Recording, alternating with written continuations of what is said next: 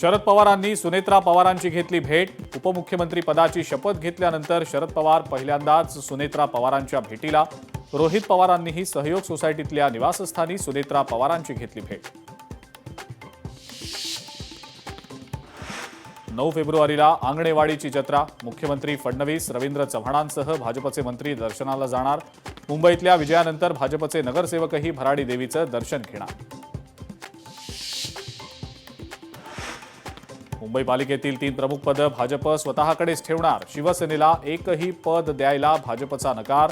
सूत्रांची माहिती, महापौर, उपमहापौर आणि स्थायी समिती अध्यक्षपद स्वतःकडेच ठेवण्याचा भाजपचा प्रयत्न।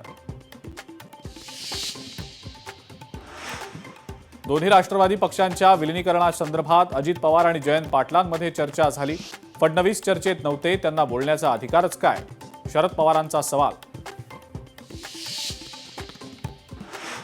अजित पवारांचा पक्ष हा पवारांचा होता, पटेलांचा नाही। शिंदे अजित पवारांचा पक्ष अमित शहांनी स्थापन केलाय।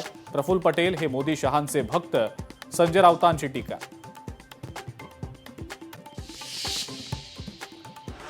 अखेरच्या फोन कॉलमध्ये श्रीजित पवारांचं दादांशी संभाषण। कार्यकर्त्यांनी केलेल्या मेसेजला दादांनी कॉल करून दिलं उत्तर। श्रीजित पवारांची पत्रकार परिषदेत माहिती।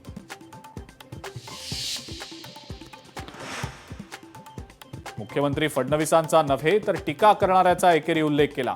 वादग्रस्त वक्तव्यानंतर आमदार सुहास बाबर यांचा आता युटर्न, तर शिंदेंनी सुहास बाबर यांना समज द्यावी, नाहीतर सुरुवातीलाच शेवट होईल। मंत्री गिरीश महाजनांचा इशारा। विधिमंडळ हक्कभंग समितीची आजची बैठक स्थगित। सुषमा अंधारे आणि कुणाल कामरा विधानभवनात उपस्थित न राहिल्यानं बैठक स्थगित। पुढची बैठक 15 किंवा 16 फेब्रुवारीला होण्याची शक्यता। दिल्लीमध्ये संसद भवनाबाहेर काँग्रेस खासदारांचं आंदोलन।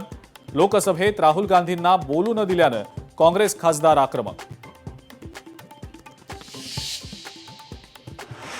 मुंबई पुणे एक्सप्रेस वेवर 24 तासांहून अधिक काळापासनं वाहतूक ठप्पच। पुण्याहून मुंबईला जाणाऱ्या सर्व एसटी बस फेऱ्या रद्द। वाहतूक पूर्ववत होण्यास आणखी 4 तास लागणार असल्याची पोलिसांची माहिती।